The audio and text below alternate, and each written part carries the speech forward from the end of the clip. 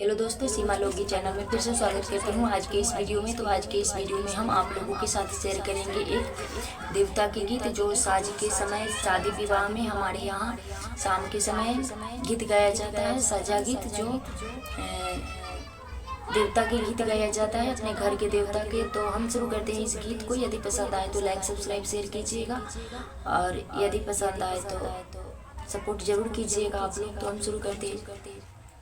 एकावरी बहले गंगा रे जमुनावा, रे गंगा रे जमुनावा, बिचाही बहले बालू रे तारे लालनावा, बिचाही बहले बालू रे तारे लालनावा।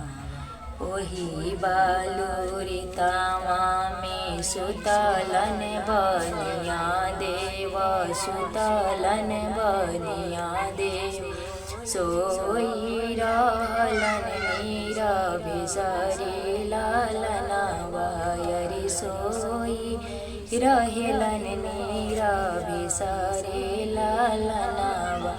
जगावे जे चलल सेवा कायन जनु सेवक, सेवा कायन जनु सेवक, उठो देवा चलू हमारा घर रे लालनावा, रे उठो देवा चलू हमारा घर रे लालनावा।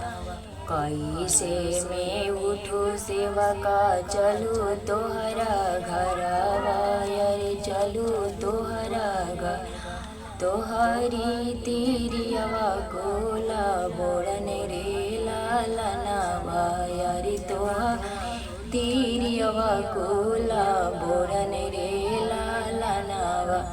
जवाना बगिया से सगरो बहरल, रे सगरो बहरल, ओही रे बहनी देवता घर रे लालनावा, रे ओही रे बहनी देवता घर रे लालनावा।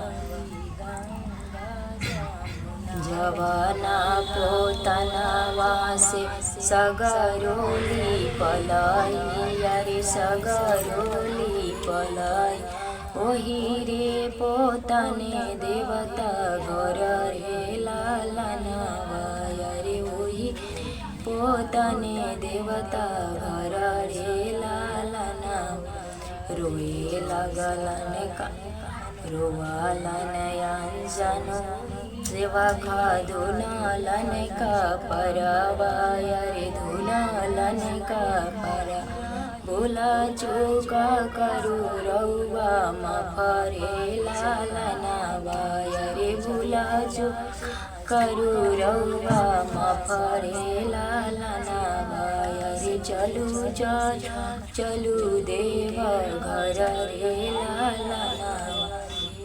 एकावरी बहले गंगा जमुनावा, ये गंगा जमुनावा, दूसर ओरी बहे बालू रे तारे लालनावा, रे अहीं बहले बालू रे तारे लालनावा।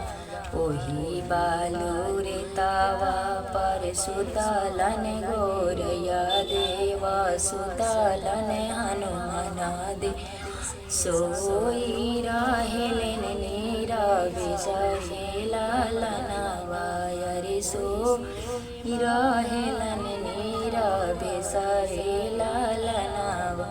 जगावे जे चललाना सेवा का सुबसा, सेवा सेवा का सुबसा सेवक, उठो देवा चलू हमारा घर रे लालनावा, रे उठो वा चलू हमारा घर रे लालनावा। कैसे में उठू सेवा का चलू तोहरा घरवा, रे चलू हरा घरवा। तोहर मैया बरा रे घमंडी रे लालनवा रे तोहर मैया हरा रे घमंडी रे लालनवा जवाना बहंगिया से सगरो बहरलाई रे सगरो बहरलाई ओही रे बहनिया देवता घर रे लालनवा रे ओही रे बहंगे दे